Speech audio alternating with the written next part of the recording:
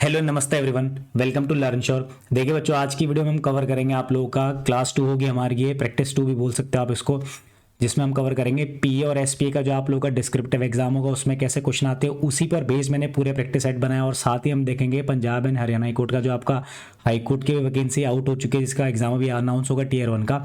English section कैसा उसके अंदर आता है, तो हम इंग्लिश सेक्शन को कवर कर रहे हैं मेनली फॉर ऑल कोर्ट्स, चाहे आप लोगों का पटना हाई कोर्ट का एग्जाम हो, चाहे आप लोगों का राजस्थान हाई कोर्ट का किसी भी कोर्ट का एग्जाम है, अगर उसमें इंग्लिश लैंग्वेज आती है, जो कि 99% हर एग्जाम में आपको, क्योंकि कोर्ट के ऑफिशियल लैंग्वेज इंग्लिश है, तो आपको इंग्लिश लैंग्वेज से क्वेश्चन मिलेंगे।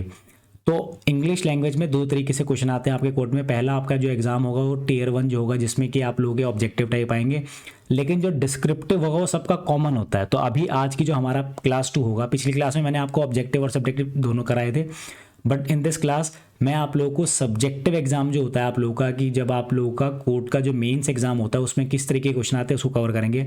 आज का जो पैटर्न है टोटली बेस्ड है आपको दिल्ली हाई कोर्ट का पीए और एसपी के पैटर्न के बेस पे, ठीक है।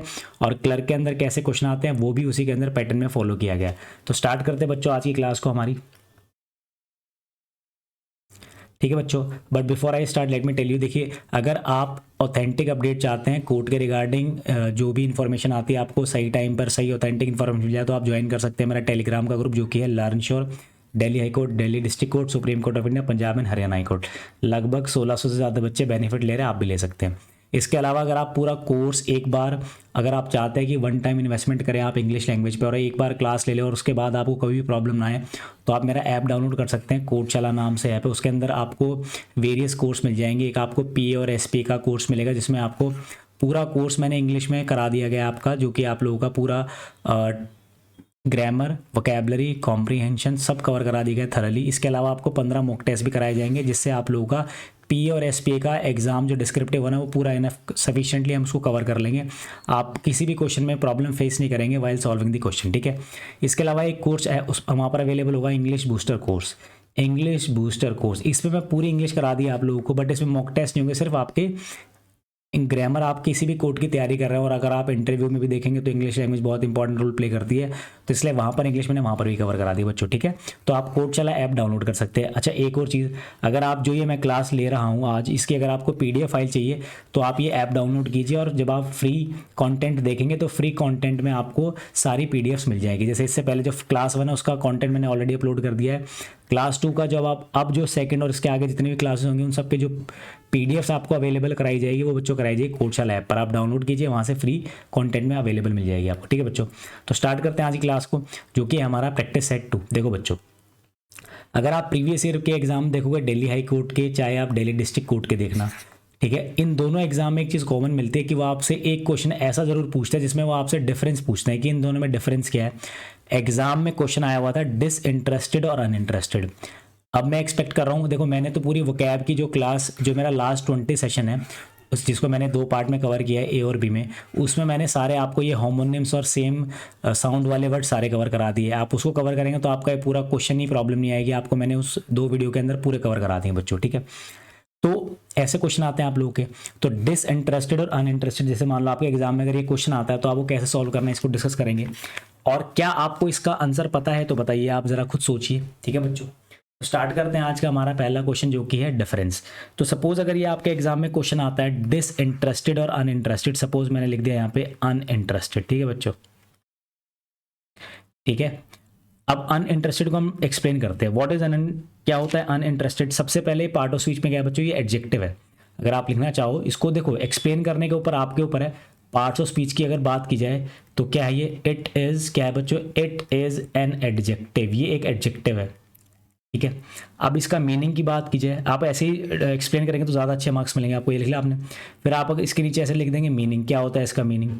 मीनिंग बच्चों ये होता है इसका, अनइंटरेस्टेड का मीनिंग होता है हैविंग नो इंटरेस्ट, जब आपका किसी चीज़ में कोई इंटरेस्ट ना हो, हैविंग नो इंटरेस्ट, आपको किसी चीज़ को देखकर अच्छा नहीं लग रहा, दैट इज अनइंटरेस्टेड आप कह सकते हैं आपको, ठीक है। ये इसका मीनिंग हो गया। आप चाहो तो सेंटेंस भी बना सकते हो, सेंटेंस कोई भी बना दो। अब आपको पता ही है पार्ट ऑफ स्पीच में एडजेक्टिव है, तो सेंटेंस क्या बनेगा। मान लो मैंने एक सेंटेंस बना दिया, जॉन इज अनइंटरेस्टेड, एडजेक्टिव है तो John is uninterested in politics, मतलब क्या हुआ इसका, जॉन को कोई भी इंटरेस्ट नहीं है पॉलिटिक्स में, तो हमने यहाँ पर अनइंटरेस्टेड को एक्सप्लेन कर दिया। और अगर बात की जाए आपके डिसइंटरेस्टेड की, ठीक है बच्चों। अगर बात की जाए डिसइंटरेस्टेड की तो उसको भी एक्सप्लेन कर लेते हैं। डिसइंटरेस्टेड क्या होता है बच्चों? डिसइंटरेस्टेड होता है free from, part of speech में ये भी adjective, free from personal motives. इसका मतलब क्या हुआ? बिल्कुल अनबायस्ड होता है ये इंसान। अनबायस्ड मतलब ये किसी के ऊपर पक्षपात नहीं करेगा, ठीक है। जॉइंटेड आइज नहीं होता इसको। सेंटेंस बनाओगे तो एम्पायर शुड बी डिसइंटरेस्टेड। अब एग्जाम, ये तो मैंने आपको समझा दिया, एग्जाम में आप इसको ऐसे भी लिख सकते हो तो भी आपको अच्छे मार्क्स मिलेंगे। बट अगर आपको ये दोनों सेंस में आ रहा तो आप लिख सकते हो। यहां पर आपने लिखा डिसइंटरेस्टेड, सपोज के ऊपर हमारा ये लिखा हुआ है, और यहाँ आप लाइन खींच के बिल्कुल इजीली आप लिख सकते हो अनइंटरेस्टेड। आप ये डिस्क्रिप्टिव एग्जाम का बता रहा हूँ मैं आपको। तो सबसे पहले यहाँ लिखा आपने मीनिंग, तो मीनिंग दोनों को एक्सप्लेन कर दोगे। डिसइंटरेस्टेड जैसे कि मैंने आपको बताया, free from personal motives, free from personal motive मतलब कोई खुद का ऑब्जेक्टिव नहीं होता, मतलब अनबायस्ड होता है ये इंसान। तो आप यहाँ लिख सकते हो ब्रैकेट में, क्या लिख सकते हो? अनबायस्ड, ठीक है बच्चों। और अनइंटरेस्टेड का मीनिंग यहाँ लिख दोगे। यहाँ दोबारा से लिखो मीनिंग। इसका मीनिंग क्या होता है बच्चों? अभी समझाया मैंने आपको, हैविंग नो इंटरेस्ट, जिसके अंदर किसी चीज़ के लिए इंटरेस्ट ना, हैविंग नो इंटरेस्ट। अब वही आप यहाँ पे सेंटेंस लिख सकते हो और बता सकते हो। तो इस तरीके से आप जब एक्सप्लेन करेंगे तो ऑब्वियसली आपको अच्छे मार्क्स मिलेंगे। अब जिन बच्चों को ये पता ही नहीं है इनका डिफरेंस, तो ऑब्वियसली उसको मार्क्स भी कम मिलेंगे। और अगर उसको एक का पता है एक का नहीं पता, ऑब्वियसली कम मिलेंगे। तो इस चीज़ से आपको ध्यान रखना है। अगला क्वेश्चन है कंसाइंस और कॉन्शियस। देखो बहुत ईजी वर्ड है, CONCIENC, जिसमें साइंस लिखा होता है ना बच्चों, कंसाइंस जो लिखा रहता है। पहली बात ये पार्ट ऑफ स्पीच में नाउन है, मैं आपको समझा रहा हूँ इसलिए, ठीक है। पहले मैं आपको समझा रहा हूँ। यहाँ पे लिख दिया मैंने कॉन्शियस, एंड में OUS लगाया, और OUS लगा रहता है बच्चों, वो क्या होता है? एडजेक्टिव होता है हमारा, ठीक है। कॉन्साइंस और कॉन्शियस, ठीक है। अब क्या होता है कंसाइंस? क्या होता है? इट इज इनर वॉइस, ये एक अंदर की ऐसी आवाज होती है, it is inner voice which tells you what is right and what is wrong. Conscious क्या होता है बच्चों? कॉन्शियस होता है likely to notice and consider, likely to notice and consider, ठीक है। ऐसा इंसान जो ध्यान रखता है, कंसीडर करता है, नोटिस करता है, क्योंकि वो होश में है, अवेयर है, अलर्ट है। सिनोनिम्स इसके अवेयर, अलर्ट सब आ जाएंगे। सेंटेंस भी बना सकते हो आप लोग, ठीक है। तो इस तरीके से आपको डिफरेंस क्लियर करना है। एक और चीज़ है आपका अडेप्ट और अडेप्ट, ये आपको 100% आपने सुना होगा। अगर बात की जाए ADEPT, क्योंकि ADEPT पहले लिखा है, और अगर बात की जाए ADAPT, क्या डिफरेंस होता है? बहुत ही सिंपल से वर्ड है आपके। अगर बात की जाए आपकी ADAPT की, तो इसका मतलब होता है to make fit by modification, मतलब किसी चीज को आप फिट करते हो, ढाल देते हो उसमें, दैट इज अडेप्ट। लेकिन ADEPT का मतलब बहुत ही सिंपल होता है। इसका मतलब होता है कोई व्यक्ति अगर एक्सपर्ट है, वैसे तो इसका मतलब होता है स्किलफुल, ये रूट वर्ड ये इसका स्किलफुल, ठीक है। मैंने पढ़ा रखा बहुत डिटेल में, मैंने आपको जो A से Z तक सीरीज कराई, अडेप्ट, इनएप्ट, एड्रॉइड, स्किलफुल के लिए बहुत सारे वर्ड करा रखे हैं, तो इसके मीनिंग हो गए, ठीक है बच्चों। अच्छा, आपको अगर देखो कभी भी वोकेबलरी आप करो ना, 3 चीज़ें हमेशा ध्यान रखो। सबसे पहले तो आपको उसका मीनिंग समझना है, उसके बाद आपको पार्ट ऑफ स्पीच समझनी है कि ये नाउन है, एडजेक्टिव है, वर्ब है, एडवर्ब है। जैसे अडेप्ट यहाँ पर एडजेक्टिव है।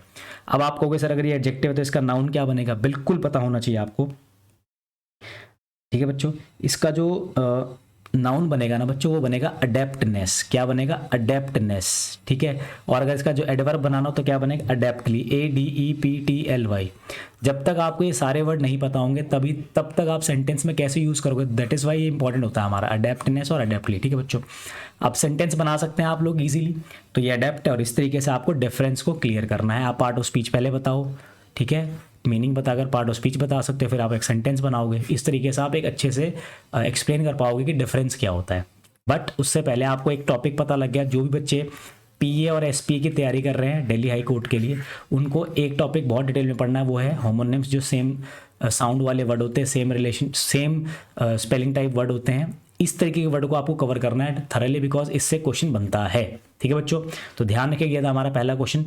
आगे बढ़ते हैं नेक्स्ट क्वेश्चन की तरफ। नेक्स्ट क्वेश्चन है, देखो आपसे वो वर्ब भी पूछता है। Descriptive exam Delhi high court हो, चाहे दिल्ली डिस्ट्रिक्ट कोर्ट हो, चाहे चंडीगढ़ हाई कोर्ट हो, उसमें आपसे वो वर्ब भी जरूर पूछ लेता है। तो वर्ब पूछ रहा है कि भैया इसकी पास्ट और पास्ट पार्टिसिपल बताओ। सबसे पहले लिखा है स्ले और स्लिंग। पहले तो आप मुझे बताओ, क्या आपको स्ले और स्लिंग की वर्ब का मतलब पता है? पहला क्वेश्चन, आई थिंक देखते हैं पता है कि नहीं पता। स्ले का मतलब क्या होता है बच्चों? स्ले का मतलब होता है टू किल, किसी को मारना बहुत ही वायलेंटली। और स्लिंग क्या होता है? मुश्किल वर्ब है बच्चों ये। स्लिंक का मतलब होता है टू गो और मूव स्टेल्थली, छिपकर जाना या घूमना, दैट इज स्लिंक। बहुत स्ट्रॉन्ग वर्ड है स्लिंक एंड स्ले। एग्जाम में जो वर्ब आएगी वो इजी नहीं आएगी, थोड़ी सी अच्छे लेवल की आएगी। तो मैं क्या कराऊंगा, एक्चुअली मैं बच्चों को पूरी की पूरी पीडीएफ ही प्रोवाइड करा दी है बच्चों को, सो दैट उनको ये पता लगे कि वर्ब में क्या, उनको देखो ऑलरेडी कंटेंट तैयार मिलेगा, ठीक है, दिल्ली हाई कोर्ट वाले बच्चों को। तो that is why course is very very important. लिखा है स्ले और स्लिंग। सबसे पहले जो हमारी फर्स्ट वर्ब होती है ना बच्चों, इसको बोलते हैं प्रेजेंट फॉर्म, ठीक है, इसका मतलब होता है V1। इसके बाद जो सेकंड फॉर्म होती है इसको बोलते हैं पास्ट, जिसको हम बोलते हैं V2। और थर्ड होती है बच्चों पास्ट पार्टिसिपल, जो कि हमारी थर्ड फॉर्म होती है, जिसको हम बोलते हैं पास्ट पार्टिसिपल V3। अब लिखा है स्ले। स्ले की बच्चों सेकंड फॉर्म होती है स्लीव, SLEW, ठीक है। और जो थर्ड फॉर्म होती है बच्चों स्लेन होती है। Very very tough and very very important. अगला है स्लिंक। स्लिंक की बच्चों सेकंड फॉर्म होती है स्लंक और थर्ड फॉर्म पे क्या होती है स्लंक। इसका मतलब होता है छिपकर जाना या मूव करना, दैट इज स्लिंक, ठीक है। यू नीड टू स्लिंक, यहाँ से चुपचाप निकल जाओ, दैट इज स्लिंक, ठीक है। और स्ले, ये दो वर्ड है, बहुत इंपॉर्टेंट वर्ब है। आगे चलकर हम मैं जो 10 आपको प्रैक्टिस सेट का बोला है, उन 10 प्रैक्टिस सेट में काफ़ी सारे वर्ब और हर तरह के क्वेश्चन मैं कवर करा दूंगा एग्जाम से पहले, क्योंकि जब आप एग्जाम में बैठेंगे तो आप ऐसा फील नहीं करेंगे ये पता नहीं क्या आ गया, हमें पता ही नहीं था। बट अगर आपने मेरे 10 लेक्चर देखे हैं तो आपका अच्छा एग्जाम होगा ये फॉर श्योर। और अगर आपने क्लास लिया तो आप टॉप बच्चों में आने वाले हैं। अब बात करते हैं थर्ड क्वेश्चन की। थर्ड क्वेश्चन में पूछा गया बच्चों सिनोनिम्स, ठीक है। सिनोनिम्स भी बताने हैं और साथ में उसका मीनिंग भी बताना है। तो देखो सबसे पहले का right the meaning of the given words, ठीक है। सबसे पहले का है वेरी। व्हाट इज वेरी, बताएं जरा। WEARY। सबने सुना होगा, नहीं सुना तो अभी सुन लो, ठीक है। वेरी बताओ जरा पार्ट ऑफ स्पीच में क्या होता है। अगर आपकी वोकैबलरी अच्छा है तो आप इसका जवाब दे सकते हो कि वो वेरी पार्ट ऑफ स्पीच में क्या है। और अगर आपको पार्ट ऑफ स्पीच नहीं पता तो आपकी वोकैबलरी आपने रट जरूर रखी होगी लेकिन आपको आती नहीं है, ये तो पक्का है। वेरी बच्चों पार्ट ऑफ स्पीच में होता है एडजेक्टिव। आप किसी पर्सन को यूज कर सकते हो वेरी, ठीक है। और एडजेक्टिव है तो इसकी क्या सेकंड डिग्री हो सकती है, बिल्कुल हो सकती है। वेरियर और वेरियस्ट, याद रखना, वेरियर और वेरियस्ट बहुत इंपॉर्टेंट है ये। एग्जाम में कई बार वो डिग्री भी पूछ सकता है आपसे, ठीक है। इसका मतलब क्या होता है बच्चों, इसका अगर मैं मीनिंग लिखूं तो होता है एग्जॉस्टेड। क्या होता है, एग्जॉस्टेड, थका हुआ। In strength, exhausted in strength या एंड्योरेंस, ठीक है। जब आपकी क्षमता ताकत कम हो, दैट इज वेरी, ठीक है। ये हो गया इसका मतलब, ठीक है बच्चों। अगर बताओ, अगर ये वेरी एडजेक्टिव, इसका नाउन क्या बनेगा जरा आप मुझे बताओ जरा। अब यही तो इंग्लिश में सीखना है आपको, तभी तो मेरे लिए आपके लिए मेरी जो क्लासेस है वोकैबलरी की बहुत इंपॉर्टेंट है। अगर मुझे बनाना हो इसका एडवर्ब तो बनेगा बच्चों वेयरली। क्या बनेगा, ये बना एडवर्ब वेयरली। और अगर नाउन बनाना हो तो बन जाएगा weariness, very very very important, ये बन गया नाउन, ठीक है। देखो मैंने आपको इस क्लास से ही आपको इतने अच्छे से वोकैबलरी समझ में आने लग जाएगी। अब ये तो हमने बता दिया मीनिंग, अब इसने बोला है सेंटेंस भी बताओ, तो सेंटेंस बता देते हैं। बहुत सारे सेंटेंस होते हैं थकने के लिए तो, ठीक है। देखो सबसे पहले जिसमें एनर्जी ना हो, मतलब ताकत ना हो, उसके लिए बहुत सारे वर्ड है। देखो टायरसम तो आपको पता होगा, टायरसम, ठीक है। टायर्ड होता है ना, टायरसम उसकी नाउन फॉर्म है, ठीक है। इसके अलावा आप बोल सकते हो टेम, ठीक है। बहुत सारे वर्ड बनते हैं वैसे तो। मोनोटोनस, मोनोटोनस, बोरिंग, ठीक है। जिज्यून, ये सब इसके सिनोनिम्स हो सकते हैं बच्चों, ठीक है। अगला है हमारा वर्ड लेमेंट। आपसे क्वेश्चन हमेशा जब भी कोई वर्ड देखो पहला माइंड से ही पूछो कि ये पार्ट ऑफ स्पीच में क्या है। अगर ये नहीं पता है तो पता होना चाहिए, ठीक है। लेमेंट बच्चों आप गलत गैस कर रहे होंगे, लेकिन लेमेंट होती है हमारी वर्ब। लेमेंटेड और लेमेंटेड इसकी पास्ट फॉर्म हो जाएगी, लेमेंटेड कॉन्टिन्यूस फॉर्म हो जाएगी। लेमेंट का मतलब होता है जब आप बहुत ज्यादा गम से भरे हुए रो रहे हो, टू मोर्न अलाउड, ठीक है, ठीक है। टू मोर्न अलाउड, जैसे आप रो रहे हो और फपक फपक के रो रहे हो, दैट इज लेमेंट कर रहे हो आप, ठीक है। पार्ट ऑफ स्पीच बता दिया मैंने। अच्छा लेमेंट अगर वर्ब है, चलो आपको होमवर्क देता हूँ, जरा ढूंढ के दिखाना लेमेंट का नाउन क्या होगा बच्चों, बताएं जरा।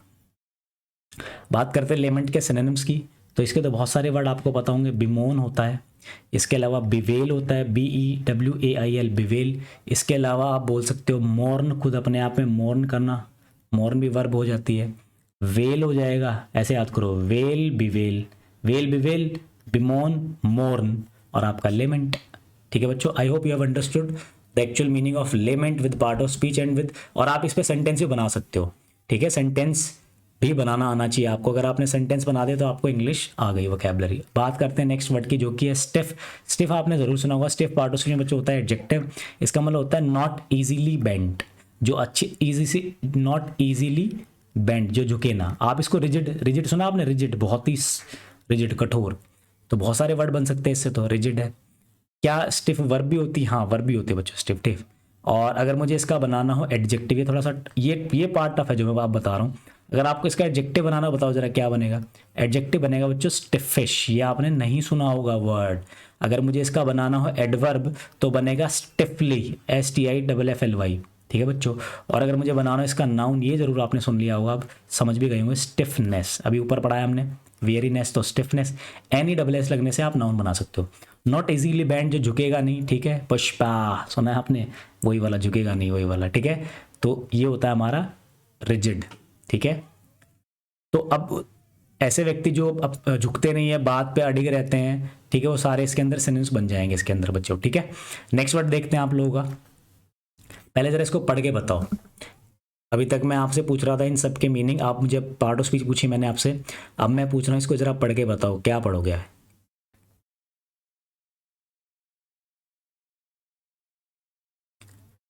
मैं पढ़ देता हूँ आप लोगों के लिए। एक्वीज बोलते हैं बच्चों से, क्या बोलते हैं, एक्वीज। ये पार्ट ऑफ स्पीच में क्या होता है, वर्ब होता है, ठीक है। इसका मतलब क्या होता है बच्चे, इसका मतलब होता है टू एक्सेप्ट करना, टू एक्सेप्ट, कॉम्प्लाई और सबमिट, ठीक है। एक्सेप्ट कर लिया आपने, एक्वीज कर लिया, तो मतलब आप एग्री कर रहे हो। एग्री इसके साथ इसका सिनोनिम्स बिल्कुल बनेगा। क्या इसका एसेंट बनेगा? बिल्कुल बनेगा, जब आप सहमति देते हो अपनी। इसके अलावा क्या बन सकता है, सब्सक्राइब। देखो सब्सक्राइब करना मतलब आप उसको फॉलो करते हो, मानते हो उसकी चीज़ों को, और अपनी कॉन्सेंट देते हो, CONSENT, कॉन्सेंट करना, ठीक है। तो ये सारे के सारे बन जाएंगे हमारे इसके सिनोनिम्स, ठीक है बच्चों। नेक्स्ट वर्ड है हमारा कैलस, CALLOUS, कैलस। बिल्कुल सुना होगा, बहुत ही स्ट्रॉन्ग वर्ड है। OUS लगा हुआ है पार्ट ऑफ स्पीच में, तो बच्चों ये एडजेक्टिव बन जाएगा हमारा। मतलब ऐसा इंसान हार्ड टू प्लीज, या फिर फीलिंग नो इमोशन, जिसके पास इमोशन, इसको ऐसे लिख सकते हो आप लोग, फीलिंग और शोइंग, फीलिंग और शोइंग नो सिंपथी, किसी भी तरह की सिंपथी ना दिखाना, फीलिंग ना दिखाना, दैट इज कैलस, ठीक है। हार्ड हार्टेड आप इसको बोल सकते हो। इसके जरा मुझे बताओ इसका नाउन क्या बनेगा। वही बनेगा जो अभी तक बना रहे थे हम लोग, केयरलेसनेस। तो आपको ये तो पता लग गया नाउन कैसे बनता है। वैसे NESSTY है ना, बहुत सारे वर्ड तरीके से हम बना सकते हैं ISM लगाकर भी, बट आज एक आपने सीख लिया केयरलेसनेस, NESS, ठीक है। इसका नाउन क्या बनेगा, केयरलेसली, CALLOUSLSY, ठीक है। She rejected my proposal carelessly, उसने बिना, बिल्कुल स्ट्रांगली, बिना फीलिंग के मेरे प्रपोजल को रिजेक्ट कर दिया, दैट इज केयरलेसली बन गया हमारा, ठीक है। तो ये हो गया।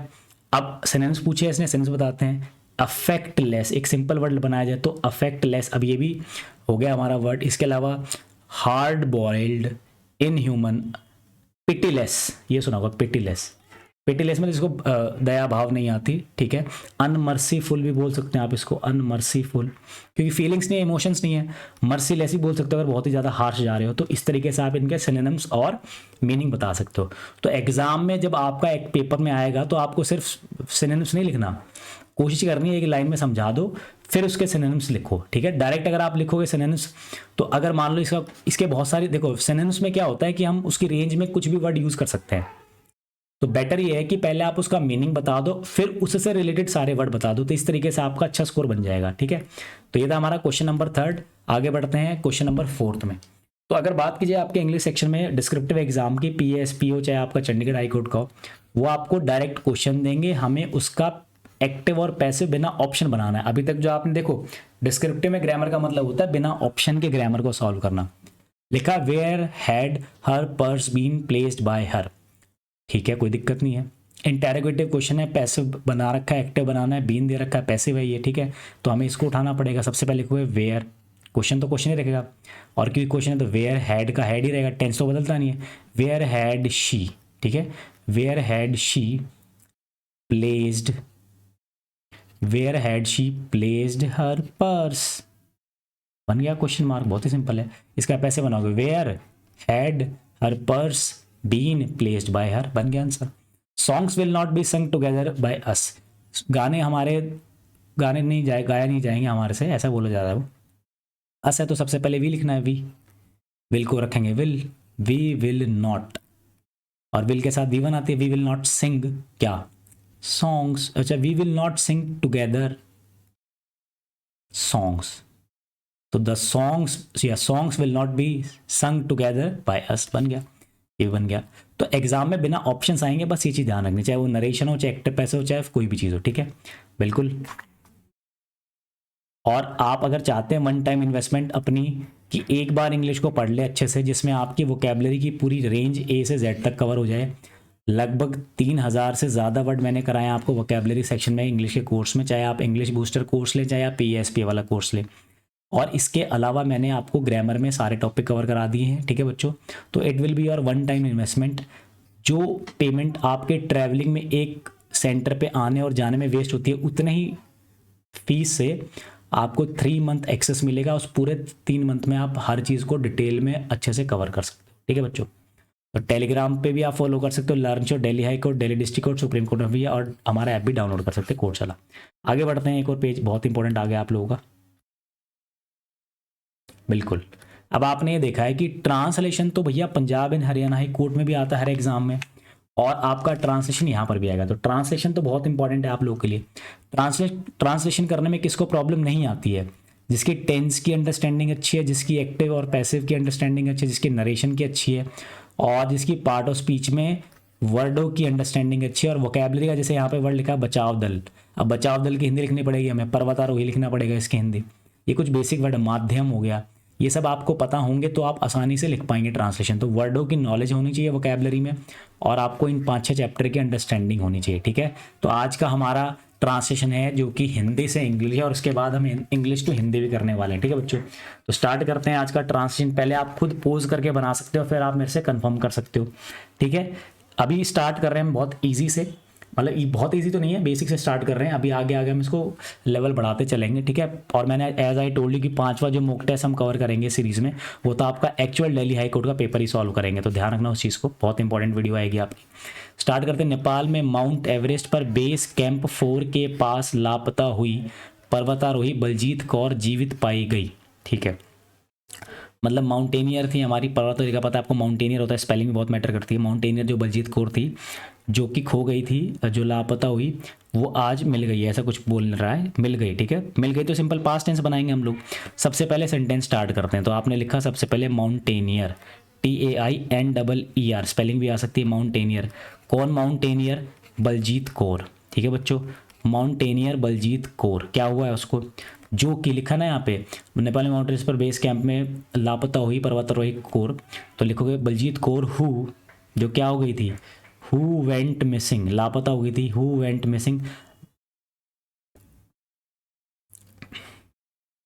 Who went missing near base camp 4, कहां पर? On mount Everest, mount Everest, ठीक है। और कहां पर? इन नेपाल, लिखा ना नेपाल में, तो इन नेपाल तक हो गया हमारा पूरा ट्रांसलेशन, ठीक है बच्चों। अब वो कह रहा है कि पाई गई। अब पाई गई के लिए क्या लिखोगे? है, पैसे बनाना पड़ेगा, कौन पाएंगे, क्योंकि हम आगे आगे जोड़ दिया ना यहाँ पे, हैज बीन, पाने के लिए लिखते हो आप फाउंड, कैसे पाई गई? जीवित, हैज फाउंड लाइफ, ठीक है, अलाइव, सॉरी। नेपाली संचार माध्यम के अनुसार बलजीत कौर के साथ बचाव दल का संपर्क हो गया है। बहुत ही सिंपल लाइन है, तो क्या लिखोगे? अकॉर्डिंग, क्या लिखेंगे? अकॉर्डिंग टू नेपाली मीडिया, या नेपाल संचार माध्यम, नेपाली मीडिया क्या हो गया है? बचाव दल को बोलते हैं द रेस्क्यू टीम, क्या बोलेंगे बच्चों? The rescue team has been in contact with Baljit Singh, ठीक है ना, कि बचाव दल का संपर्क हुआ, has contact with Baljit Kaur, ऐसे करना है आपको। अब ऐसे में आप सही कर दिया आपने, तो ऑब्वियसली जितने भी है, जैसे आपका पंजाब एंड हरियाणा कोर्ट में 10 की आएगी ट्रांसलेशन, 10 में से 10 आप ले सकते हो, ठीक है। तो बहुत ही इंपॉर्टेंट था ये हमारा ट्रांसलेशन का पार्ट। ऐसे ही अब इसमें नई चीज़ ये ऐड होगी, देखो पंजाब एंड हरियाणा कोर्ट में हिंदी से इंग्लिश तो आता है, बट इंग्लिश से हिंदी नहीं आता। लेकिन पंजाब PA और SPA में जो आपका दिल्ली हाई कोर्ट का, उसके अंदर आपका क्या आएगा बच्चों? उसमें आपका आएगा इंग्लिश से हिंदी भी, तो हम उसको भी कर लेते हैं। लिखा है ट्रांसलेशन अभी कर देते हैं। John is and has always been my friend. लेकिन यार मैं बता रहा हूँ, जॉन है एंड हैज़ ऑलवेज बीन, और हमेशा से रहा है मेरा दोस्त। जॉन है और हमेशा से मेरा दोस्त रहा है। I always treated him as my younger brother. मैंने उसे हमेशा छोटे भाई की तरह ट्रीट को क्या बोलेंगे, छोटे भाई की तरह भाव रखा है, ऐसा बोल सकते हो। हालांकि आई हैव नेवर रिबुक्ड हिम, मैंने कभी भी उसको डांटा नहीं है, फिर भी वो मुझसे डरता है। तो ये बन गया पूरी पूरी ट्रांसलेशन। एक ट्रीटेड वर्ड, देखो मेरे को भी ट्रीट का मैं बता रहा था, देखो ट्रीट करता है, ठीक है, तरह ही लिखेंगे, अगर नहीं आएगा तो मोस्टली आप तरह ही लिखोगे, ठीक है। तो जॉन है और हमेशा से मेरा दोस्त रहा है, और मैंने उसे हमेशा भाई की तरह ट्रीट किया है, भाई की तरह माना है। हालांकि मैंने कभी उसे डांटा नहीं है, बट वो मुझसे डरता है। देखो एक बहुत ही अच्छा वर्ड आ गया इसमें, रिबूक्ड। रिबूक का मतलब होता है, ये वर्ब होती है बच्चों, रिबूक क्या होती है, वर्ब। अब आपको पता होता है डांटना वर्ब, तभी तो आप लिखोगे रिबूक को, वरना तो आप स्कोल्ड ही यूज करते हैं। तो रिबूक की सेकंड फॉर्म रिबूक्ड और थर्ड हो जाएगी रिबूक्ड, हैक के साथ V3 आएगा।